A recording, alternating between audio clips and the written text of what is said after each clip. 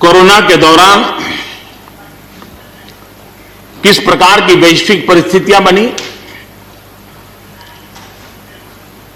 कोई किसी की मदद कर सके ये असंभव हो गया। एक देश दूसरे देश को मदद न कर सके,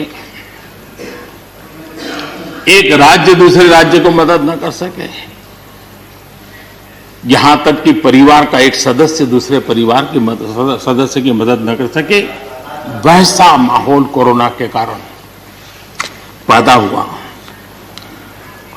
भारत के लिए तो दुनिया ने बहुत आशंकाएं जताई थी, विश्व बहुत चिंतित था कि अगर कोरोना की इस महामारी में अगर भारत अपने आप को संभाल नहीं पाया तो न सिर्फ भारत लेकिन पूरी मानव जात के लिए कितना बड़ा संकट आ जाएगा, यह आशंकाएं सबने जताई।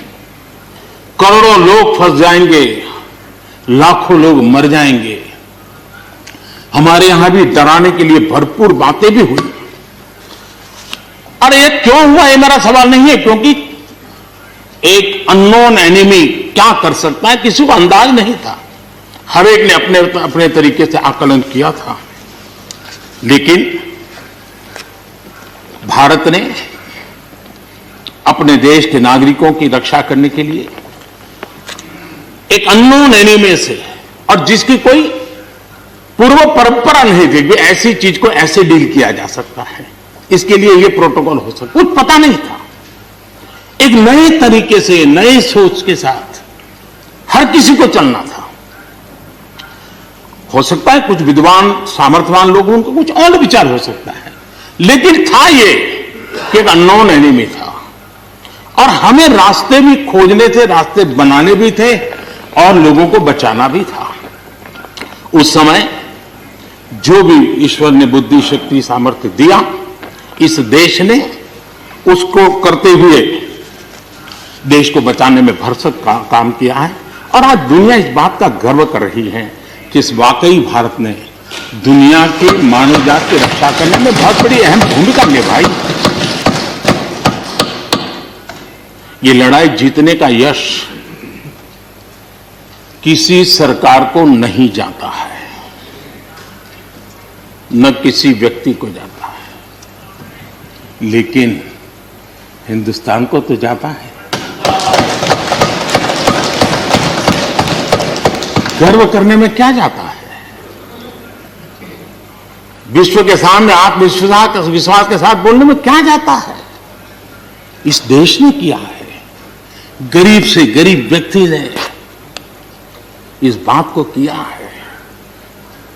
उन समय सोशल मीडिया में देखा होगा, फुटपाथ पर एक छोटी झोपड़ी लगा करके बैठी हुई एक बूढ़ी मां, वो भी घर के बाप की झोपड़ी के बाहर दिया जला करके भारत के शुभ के लिए कामना करते। हम उसकी मजाक उड़ा रहे हैं, उस भावनाओं का मखौल उड़ा रहे हैं। समय है, जिसने कभी स्कूल का दरवाजा नहीं देखा था, उसके मन में भी देश के लिए जो भी दिया जला करके भी देश की सेवा कर सकता हूं तो करूं, इस भाव से किया था।